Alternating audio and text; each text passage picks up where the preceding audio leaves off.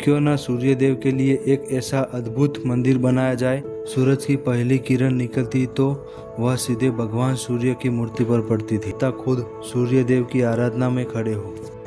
नृत्य, संगीत, ऋतु, ग्रह, नक्षत्र और मानवीय भावनाएं, 1000 साल पुरानी वो कहानी फिर से जीवित हो उठी हो। जी हाँ, मंदिर खंडहर की तरह खड़ा है।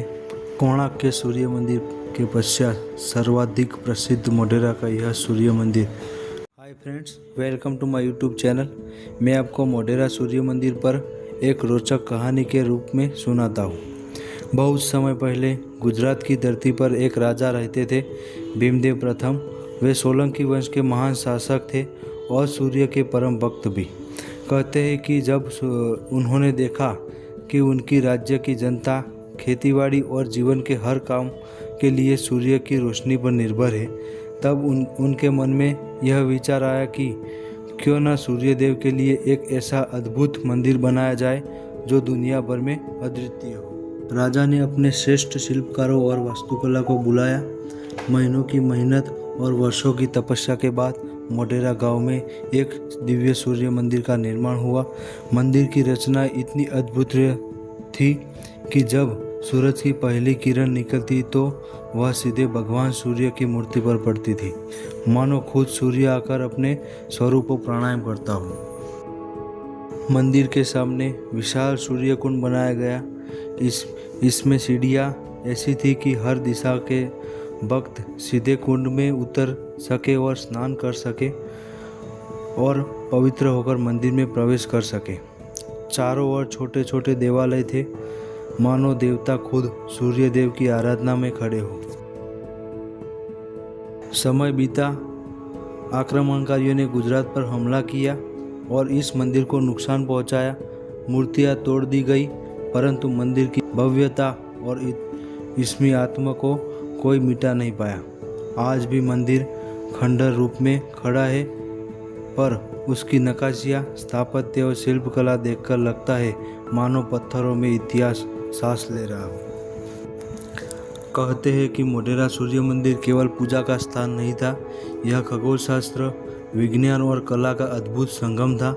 यह की दीवारों पर उत्कीर्ण मूर्तियाँ सिर्फ धार्मिक ही नहीं बल्कि जीवन के हर पहलू को दर्शाती है। नृत्य, संगीत, ऋतु, ग्रह, नक्षत्र और मानवीय भावनाएं। आज भी जब कोई यात्री उस मंदिर में खड़ा होता है और डूबते सूरज की किरणों को उसकी दीवारों पर नाचते देखता है, तो उसे लगता है मानो 1000 साल पुरानी वो कहानी फिर से जीवित हो उठी हो। आज राजा भीमदेव ने सूर्य को समर्पित यह अद्भुत धरोहर गढ़ी थी। मंदिर के सामने बना सूर्य कुंड सिर्फ जलाशय नहीं था, मान्यता थी कि उसमें स्नान करने से रोग नष्ट हो जाते और मन पवित्र होता। कुंड की सीढ़ियाँ 108 छोटी छोटी मंदिरों से घिरी थी। प्रत्येक मंदिर किसी न किसी देवता को समर्पित था। भक्त जब स्नान करके सीढ़ियाँ चढ़ते तो मानो वे 108 देवताओं को आशीर्वाद लेकर सूर्य देव तक पहुँचते हो। मंदिर की दीवारों पर जो मूर्तियाँ बनी वे सिर्फ सजावट नहीं थी, वे जीवन के सभी रूपों का चित्रण थी। नृत्य करती अप्सरा, ऋतु परिवर्तन, संगीत, वाद्य, शास्त्र, काम कला और देवी देवताओं के लीला प्रसंग। लोग कहते थे कि जो यह एक बार आता उसे लगता कि उसने पूरा ब्रह्मांड देख लिया हो। आज यह मंदिर खंडहर की तरह खड़ा है, परंतु दीवारों से जलती हुई धूप अब भी 1000 साल पुरानी आस्था और विज्ञान की कहानी सुनाती है। मोढेरा सूर्य मंदिर केवल एक ऐतिहासिक धरोहर नहीं बल्कि एक जीवन गाथा है, जो बताती है कि भक्ति, कला और विज्ञान जब मिलते हैं तो अमर रत्न रचते हैं। कोणार्क के सूर्य मंदिर के पश्चात सर्वाधिक प्रसिद्ध मोढेरा का यह सूर्य मंदिर गुजरात में मंदिर शिल्पकला का उत्कृष्ट उदाहरण है।